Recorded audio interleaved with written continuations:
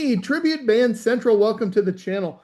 Have another installment of my interview series. The channel is honored to have Ralph Gleason. He is with Chains of Deceit, a tribute to Alice in Chains. Ralph, welcome to the channel. How you doing today? Nice to be here. It's a day off. Any day off is a good day. Absolutely, absolutely. Well, I appreciate you taking time out of your busy schedule. I know you've got a lot going on. Before we actually get started, I just wanted to mention yesterday was just a real tragic day Yeah. in the world of rock and roll. We lost Ozzy Osbourne, and just ah, beautiful, beautiful.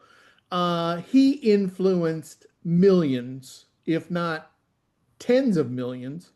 And I just wanted to give you a chance to share with us how you feel and maybe some of the things Ozzy Osbourne music meant to you. Yeah, I was really surprised seeing some of the footage from the concert. I didn't pay for the streaming, but I saw plenty of the footage. Um I thought he might be around maybe another year. I mean, he looked good, but I work in healthcare, so I've seen people when they're really starting to go downhill. But besides all that morbid stuff, yeah, I mean, Ozzy's the man. I've Black Sabbath. I mean, I prefer Black Sabbath over his solo material, and Hmm. in particular, Volume 4 is my favorite. And any doom or stoner type bands out there, they will definitely tell you that they were a huge influence. And if you really listen to them too, the underlying rhythms and beats with Bill Ward and Geezer Butler, they're kind of funky too if you really listen to them.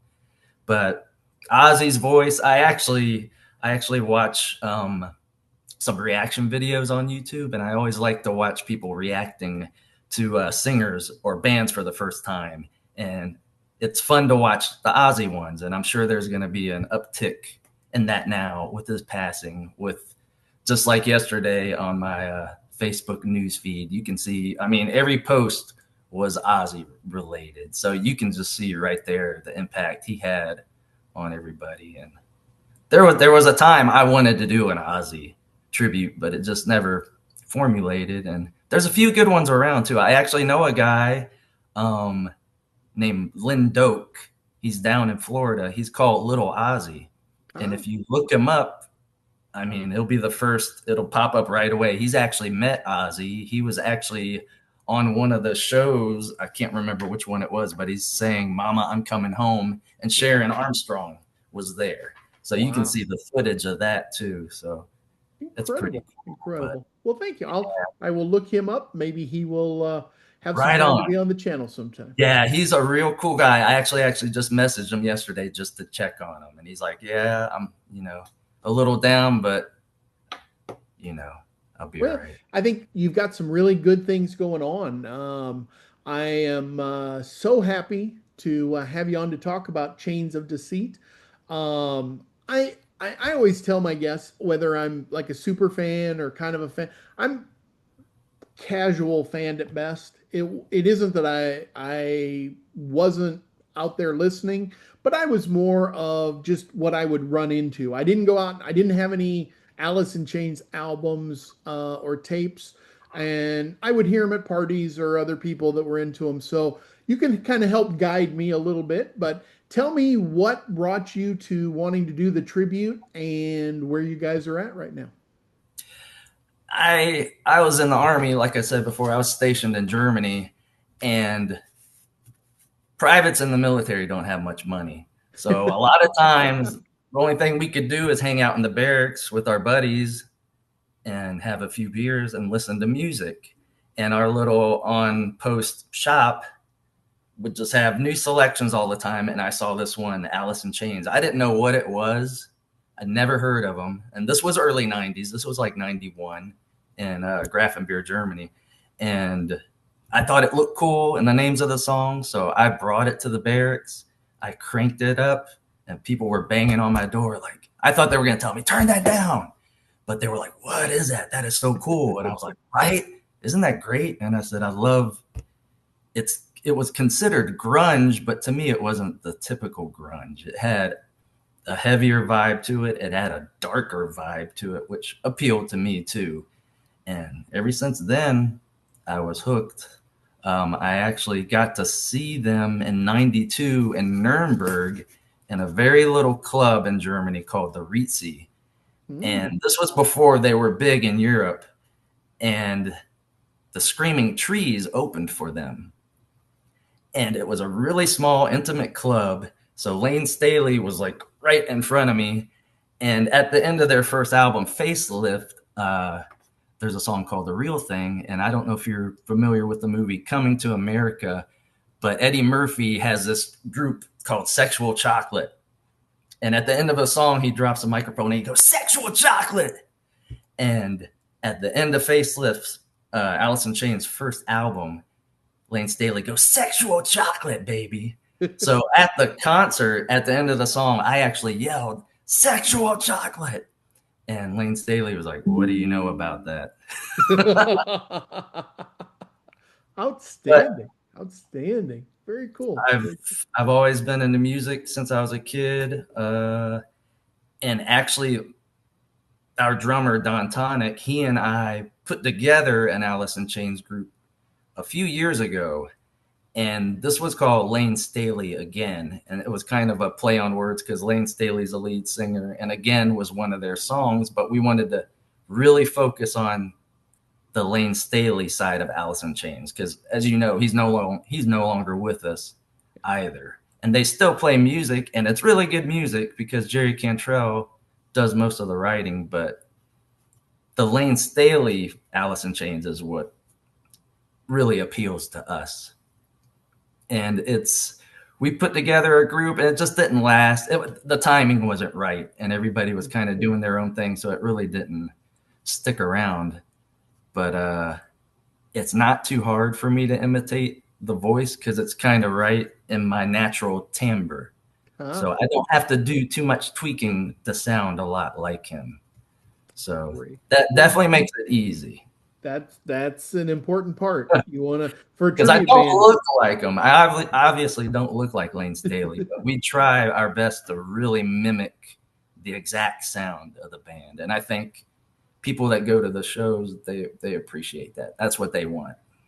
Exactly, exactly. From the audience perspective, yeah, we want to be able to close our eyes and it's you're there. So Right. 100%. Who you want to introduce all the band members? Who Yeah. all are Like you? I Who all is remember in the band? Yeah, like I just mentioned Don Tonic. I've known him for a while. We actually met up. He was in a group called 10 Ton Stone, and he was in the band with a bass player that was in my Steely Dan tribute. So they were doing like 90s type music, and I kind of like said to him, Hey, let me sing a couple of songs with you guys. He's like, All right. And it just happened to be Alice in Chains. Hmm. And so Don, after the show, he was like, I really like Alice in Chains. I'd love to do just solely an Alice in Chains group. And I was like, dude, I'm all for it. Let's do it, man. So there's Don Tonic, the drummer, and he also does backing vocals, harmony vocals, which he does really well. That's a big part of the music. Robbie Rapids plays guitar. He also does some vocals. Hmm. Um, and he has some solo stuff on the side too, which I've recorded for him. I've done some backing vocals on some of that music. And then we have Tony CC, the bass player. He is involved in a Dio tribute as well. Oh, okay. So he's swinging both at the same time, but they're pretty much like us right now, just getting started, just trying to get our name out there. And of course, things like this, Harlan, really help us out. Oh, well, thank It's hard you. to get good promo, and of course we promote you too, so it works. We scratch each other's back. Absolutely. And I just about 2 years ago just fell in love with tribute bands, and yeah, I was looking at different types of I wanted information about bands and things, and there just wasn't a lot out there. And so I thought, well, if it isn't there, why not start something? So for Right that, on. I appreciate it, and it's been everyone is just so nice in the tribute band scene, and it seems like it's very interconnected.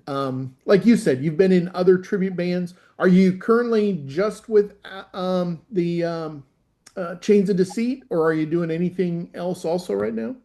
I'm loosely involved, like I said, with a Steely Dan tribute called Hungry Reggae. Okay. But these musicians, and it's hard to get people to play a Steely Dan tribute. It's really tough. They're all involved in other projects, of course, Okay. as well. And Atlanta is a really killer scene for live music. It's really incredible, and there's venues popping up every weekend, it seems. So, but we usually only play out about once a year, and that's really the only time we can swing it. And I'm also actually involved in an original project, and it's different kind of music. It's actually death metal, and Oh, we're called Flesh Orchard, and we have music on all your streaming platforms. And oh, uh, cool. Well, third I album will. is complete, but it hasn't been recorded yet. So in the meantime, it's Chains of Deceit, 100. Excellent, excellent. And for my audience, I'll put some links to your streaming sites in the comments. So if people want to see some of that also. And of course, we'll put links to any of the upcoming shows and that type of thing. Right on. I'm going to ask you a tough question, and I'm not going to limit you to one, but what's your favorite song to sing or songs? What's the one that you really look forward to in the set? Well, that is really tough. And what's funny it is it's usually not the audience favorite. And I've always kind of liked what wasn't the super popular or radio friendly songs for whatever reason. That's the way I've been. Um, I would have to say, because it's my wife's favorite song, "Love Hate Love." Okay. So I know when I'm singing that, she really enjoys it. So, and also, I would have to say Junkhead Hmm. is way up there, and oh, good grief, there's so many. I mean, they're all great. Like every single one of them is great, and When I was kind of doing some research for the interview, because like I said, I wasn't up on it. I was really impressed with the charting that Alice in Chains had done. I mean, they have a lot of songs that were getting onto different Billboard lists oh yeah, oh yeah, and and getting some club play and getting some radio play and different things, and I just at that time it just wasn't part of where I was, and I right. didn't hear it a whole lot, but I can certainly understand the need for this tribute band because they had a lot of popularity. I'm sure you're having people very interested in coming to these shows. I know you are. Oh yeah, yeah, yeah. And even when I was just talking about it, people were bugging me and saying, "When's this gonna happen? When are you gonna do that? Let me know when it's gonna happen." And I mean, they appeal to a broader audience outside their genre, just like Ozzy did. You Yeah. weren't just There were plenty of people who weren't just heavy metal fans that enjoyed Ozzy's music. Exactly. Exactly. Well, let's talk about some exciting news that I believe you just got in the last 1 or 2 days. What is the next show that's coming up? So we'll be playing at the Sweetwater Bar and Grill, which is in Duluth, Okay. on Saturday, August 2nd. And Okay. we're playing with two other groups. One is called Valoria, which is a Pixies tribute, Ah, okay. and the other band is called the Milk Carton Kids, and I actually think they're an original band. Ah, okay. Which, like I said, Don and I played before. We actually played at that same venue, and when we played with the Lane Staley again group, we were mixed with an original group. So that venue does that sometimes. They're not just strictly original or strictly tribute. They entertain a lot of different genres of music. So it's almost like a rite of passage every time I'm in a new group to go and play out there. Outstanding, outstanding. Well, when I started the channel, everybody told me that I had to ask one question that was the same for everyone that I interviewed. So I'm going to shoot that question at you and see what you have to say. So, do you attend other tribute bands in your off time at all? And if so, who are you going to see? I'm glad you mentioned that.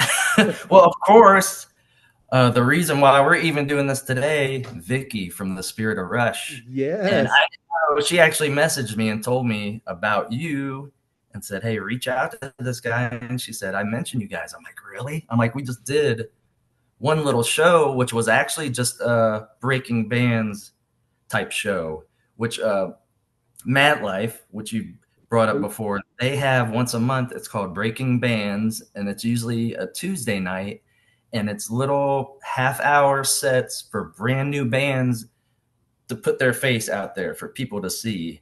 And they really offer you a good deal to get some promo footage while you're there, and it's really pro level. So, of course, Mad Life does, I would say, 95% tribute bands, but there's some originals that come there. Ace Frehley was there, Molly Hatchet has played there, and I sure. love it because it's 15 minutes from my house. So it's super, super convenient. But yeah, good grief. There's so many groups. Spirit of Rush, of course. Interstellar Echoes. You Yes. may have seen them. That's a Pink Floyd Hmm. tribute. Really cool guys. Actually, their singer replaced me when I was in another Steely Dan tribute called Hot Licks and Rhetoric. And I had to leave that group because I just had too much on my plate. So he actually filled in for the lead vocal spot. So he and I are really good friends, and that's an incredible band. There's another group that's down in Florida, but they come up here quite often. They're called Love Song, and they're a tribute to The Cure. And I don't know Oh, if you wow. like any of that music, but if you see Love Song, you would swear it's The Cure. They're absolutely out of this world. And my good buddy Rusty, the lead singer, he also does another band called First Wave, and they do a lot of like the 80s and 90s hits, dance hits, radio hits, new wave hits, and they usually play both shows together. They usually play First Wave, the first set, and they go do makeup change, and then they come out on stage as the Cure tribute.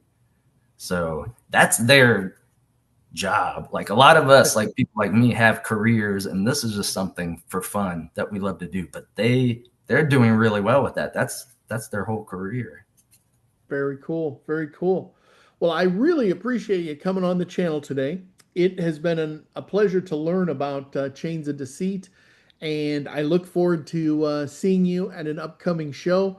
My audience knows I always, if you do an interview, I'll always come to a show. We'll shoot a little video montage and do a little review, and we'll get that up so that you'll have some promotional materials you can share in the future also. And for my audience, like, share, subscribe, comment. If you have any questions for me or for Ralph, or if you just want to talk Alice in Chains, we would love to talk about it in the comments.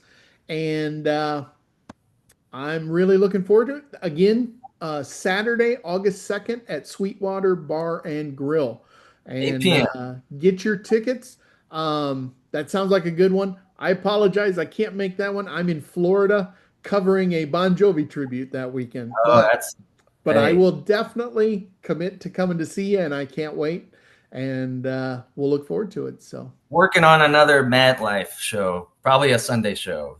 So oh, that working see, on I love those Sunday matinees. You know, us old people, we that. really Yeah. like those. Hey, I'm 50. I'll be 56 in October. Time Getting up flies. there. Well, great to meet you, Ralph, and thanks for being on the channel. You have a great day. Take care, my friend.